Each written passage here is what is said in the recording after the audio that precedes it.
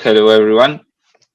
We are Damian, Stephanie, and Shamil, and today we are going to present neural probabilistic soft logic, for short, NeuPSL. It is a neuro symbolic framework that combines state-of-the-art symbolic reasoning with neural networks. Yes, here we have a little overview of the topics that we present in this lecture. It is really simple, just an introduction to some related concepts. Then we are going to present NeuPSL itself, its main contributions and concepts. And then we are going to show you some experimental results. So let's start with the introduction. First of all, to give you some background, NeuPSL is a framework inside of the area of research known like Neurosymbolic computing, for short NeSy.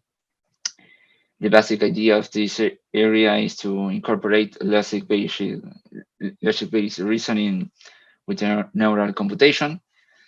And this allows to develop a more interpretable system with reasoning through symbolic knowledge, also robust learning and efficient inference with the use of neural networks, and in general, more expressive models that are able to perform more complex tasks like joint inference and joint learning. We will see what is each one of these tasks later in the presentation. And here we have a brief description of a category proposed by the authors of the paper. The important here is the fourth category because NeuPSL is in this category, where the idea is that neural networks are used like predicates in logical formulas. And later in the presentation, we are show you how NeuPSL introduce neural network into rules. So, sorry for the mouse. What is NeuPS about?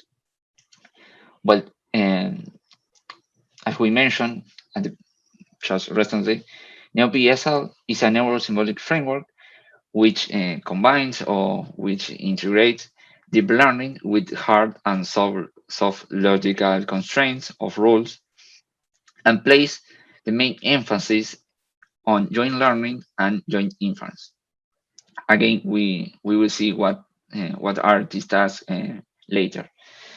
So the main idea again is combines the learning and the inference capability of neural networks with a symbolic representation of knowledge, particularly with rules that encode the dependencies or that represent dependencies and then have an associated value, hence the soft logic. I mean, there are not only an absolute value like true or false, but there is a range of possible values. So, this again is just a basic idea of this framework, but we will see what all this mean in greater details later. And also, I want to say that NeuPSL is an extension of PSL, one of the frameworks that we saw in a previous class with Professor Simari. We are not going to give details about PSL in this presentation because we have that clause about PSL, but later we are going to explain how NeuPSL extend PSL, some properties of PSL. Now, the first contribution of this paper is the definition of a family of energy-based models called Neurosymbolic Energy-Based Models, for short NeSy EBMs. So, in order to present this concept of neurosymbolic energy-based models, we will first make a brief introduction about the concept of energy-based models. So, to understand this concept, we can think that the main purpose of machine learning is to encode or to represent dependencies between variables. So, by capturing those dependencies, a model can be used to answer a question about the values of unknown variables given the values of known variables. So, in EBMs, we capture that dependency between variables associating a scalar energy or just a real value, that is a scalar energy, just a real value, to each possible configuration of the variables. So this scalar, this energy, or this real value can be seen like a measure of the compatibility of each possible configuration of combination of variables. Or another way to see it is like a measure of how good or bad an answer is. And sorry. Sorry. So again, being a bit more precise, given a set of input variable x and a set of output variables y, we have an energy function that associates to each possible configuration a real value. And we are going to say that low values of R in this case represent a high compatibility between the variables x and y, and high values represent a low compatibility between the variables. This is a common assumption in the literature. So, to understand a little bit better how it works EBMs, we are going to see this really simple example. Here we have that X is an image. In this case, is some kind of dinosaur, I think, and the set Y is a set of discrete levels. Yes, this here. So Y can be can be a human, an animal, an airplane, a car, or of a truck. The idea is that this discrete level, each one of these is a description of what is in the image. So then we have the energy function that associates to each possible combination of x and y a real value. And we can see, for example, that the level human has a high value, and that means that the combination of this image and this level has a low compatibility, or in other words, that this answers human is a bad answer for this image. And then we can see, for example, that animal has a low value, indeed is the lowest value of all, and that means that this answer is a good answer for this image, because the compatibility between this image, this x, and this y is high. So again, the idea is that with the energy function, we compute the value of all possible combinations, and we choose the smallest. In this case, again, animal. Now, it is just in case when the set of values of y is a small set. I mean, when the size of the set of possible values is small, we can simply compute the energy function for all that values and pick the smallest. But in real case, this is not so simple. And we are going to see another examples to understand why. All this here are different tasks. For example, this is face recognition, this is image restoration, this is handwriting recognition, sorry, and so on. And all these tasks are interesting because they allow to see that depending of the task, we are going to have different sets Y, and depending of the complexity of the set Y, we need to have different strategy to find the smallest value of the energy function. Yes. For example, again, in the previous example, we have that the set of output variables are just this little set of discrete levels. But if we consider this example of image restoration, I mean, we want to use the model to cleaning the noise, improve the resolution, and so on. Here, the set Y contain all possible image. I mean, all possible pixel combinations. And then the set Y is a set is a continuous and high dimensional set. And consequently, it's really hard to compute all possible values of the energy function for Y. So again, we can use the same strategy for all tasks.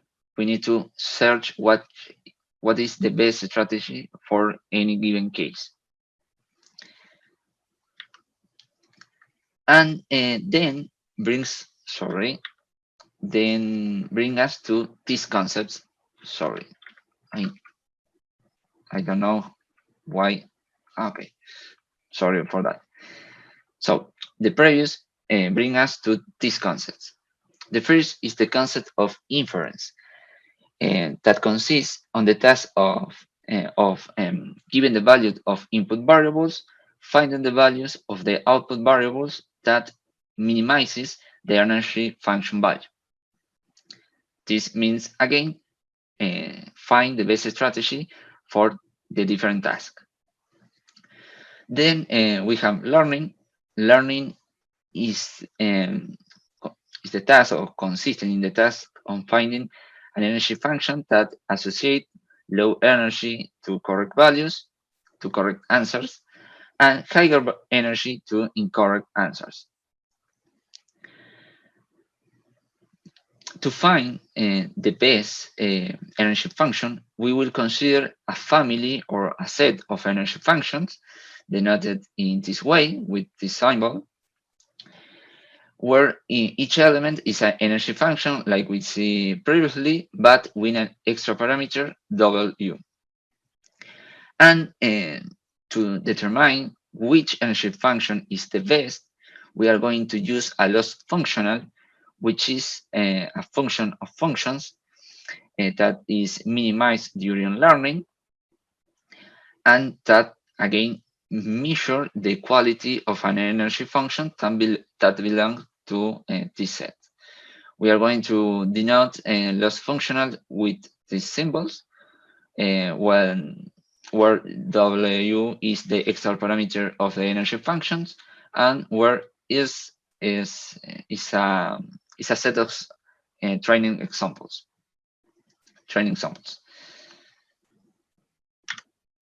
Sorry, I want to say something more about this slide. What I have to say is, again, a really short introduction to all this concept, to the framework of energy-based models. But the interesting here is, we can design different type of model of different type of system with different properties, depending of the choice of the energy function that we make and the different choice of loss function that we make. So now we are in condition to present the notion of neurosymbolic energy-based models. The basic idea of these models is that, again, integrate or connect neural components with symbolic components. And How do they make this connection between neural and symbolic components? Well, they will do through functions. In resume, first of all, we need to divide the input variables between neural and symbolic vectors variables. Also, we are going to divide parameters of the energy function into a vector of neural parameters and symbolic parameters. And we have also one or more neural networks, which maps vector of input variables to real values, which are integrated into a special sort of function. So, being formally, we have the next two expressions. The first one is the expression of symbolic potential, and the second is the NeSy EBM energy function. Both of them are functions. The first has three arguments.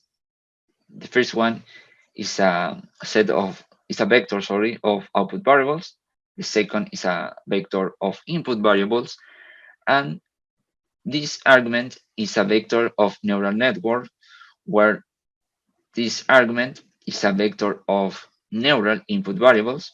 Remember that I said that input variables are divided into neural and symbolic. These are the neural, and these are a vector of neural parameters. Again, neural parameters are also divided into neural and symbolic. And the symbolic potential, this function, associate to all these parameters a real value. And then we have the NeSy EBM energy function that is just an energy function with two parameters. The first one is a vector of symbolic potentials, yes, and the second is a vector of symbolic parameters. And just like any energy function in the EBM framework, this function associates to all these elements a real value and is represented the compatibility between the output variables and the input variables. So that is all for my side.